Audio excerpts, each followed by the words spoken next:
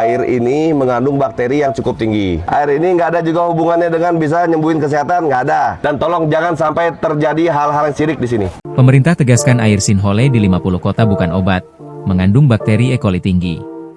Pemerintah Provinsi, Pemprov, Sumatera Barat bersama pemerintah Kabupaten, Pemkab, 50 kota memantau kawasan pertanian yang muncul Sinhole di Pombatan, Jorong Tepi, Nagari Situjuah Batua. Pemantauan ini dilakukan untuk memastikan keselamatan warga di sekitar lokasi datang untuk melihat Sinhole. Hal ini disampaikan Wakil Gubernur Sumatera Utara Vasco Russeimi yang dikutip dari Tribun Padang, 11 Januari 2026. Ia menegaskan bahwa air yang menggenang dalam lubang tidak disarankan untuk dikonsumsi langsung. Berdasarkan kajian awal dari Badan Geologi dan Pemeriksaan Dinas Kesehatan, Dinkes, Sumatera Barat, kualitas air menunjukkan kandungan bakteri cukup tinggi. Gini, sejauh dari hasil labnya ini, air ini sebenarnya tidak boleh diminum karena kandungan bakterinya tinggi. Kolinya tinggi ya Bu Kadis ya. Nah kalau bicara pH, TDS-nya bagus, pH-nya masih oke lah, 6,5 tuh ya. Dari Fe-nya juga standar lah. Tapi bakterinya tinggi. Intinya kalau sekarang, ini air nggak boleh diminum.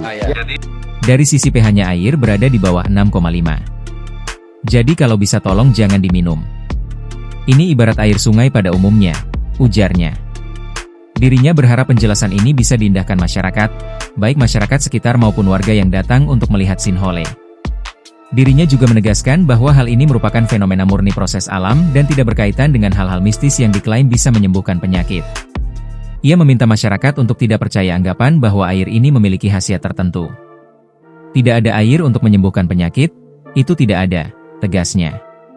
Vasco juga mengingatkan agar masyarakat untuk mematuhi batas pengamanan yang telah ditetapkan. Sementara, jarak aman dari bibir lubang minimal 50 meter. Jarak ini memungkinkan diperluas karena kondisi tanah masih berpotensi mengalami amblasan lebih lanjut. Pembatasan ini agar warga yang berada di lokasi tetap aman. Sedangkan dari hasil perhitungan cepat, Vasco menjelaskan bahwa secara kimia kandungan total zat terlarut atau total disolved solid, TDS, dan kandungan besi, Fe, masih aman. Namun dalam air dari Sinhole ini mengandung bakteri E. coli yang tinggi, sehingga membuat air tidak layak dikonsumsi tanpa pengolahan terlebih dulu. Kajian mendalam juga dilakukan oleh Dinas Energi dan Sumber Daya Mineral, ESDM, Sumatera Barat bersama Badan Geologi.